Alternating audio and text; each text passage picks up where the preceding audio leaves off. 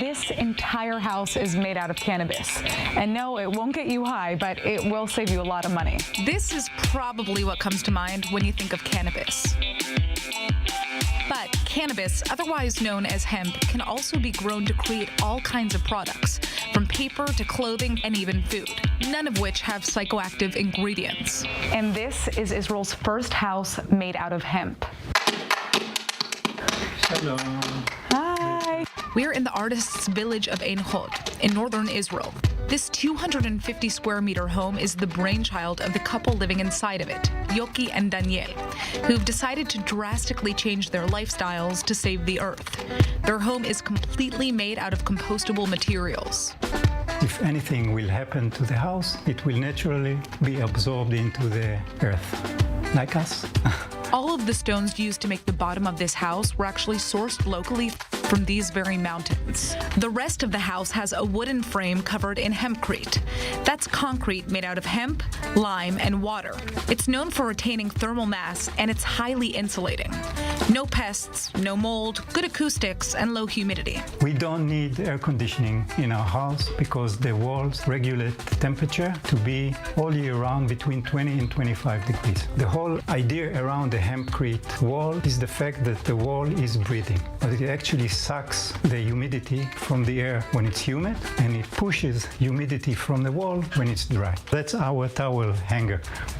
Take a shower, put them here.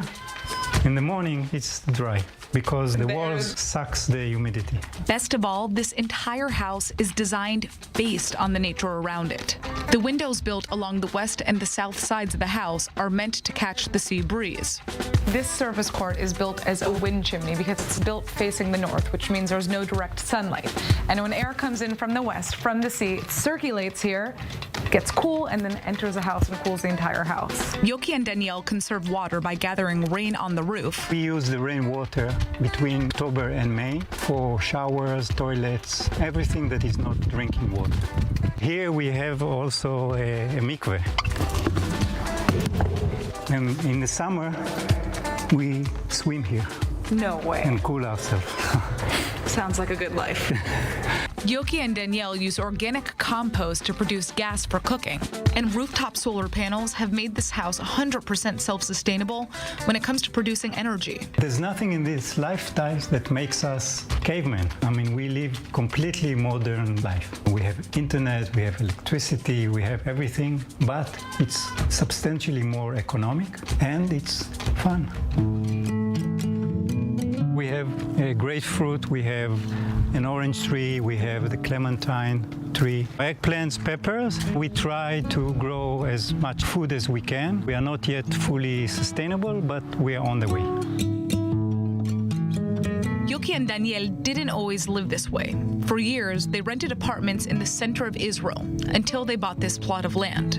We had a dream to experience living in a tent. When we purchased this landscape, the first thing we did was to build a youth house, and we lived here for 4 years with our daughter. It was an amazing experience to understand that you don't need a lot to be happy. It happens to be that when you have less gadgets and less things, you are more focused on the nature surrounding you.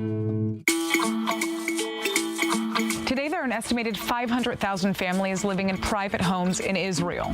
That's roughly 2 million people, often paying exorbitantly high utility bills. The best economic investment I did in my life was to place solar panel on my roof, buy an electric car, and get rid of electric bills and gasoline bills. That automatically cut my cost of living in about $600 per month. It takes just 60 square meters of solar panels to provide enough electricity for the 8 people living in this home, and to power 2 electric cars that drive up to 25,000 kilometers a year. So if I wanted to build my own hemp house, I would be looking at paying around $2,200 a square meter? Correct.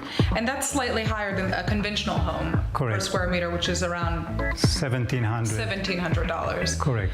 Even though the cost of building a cannabis home is about 20% higher, the long-term savings on utility bills make it substantially cheaper. I hope that people will see this and understand how easy it is and how cost-effective it is to live this type of lifestyle.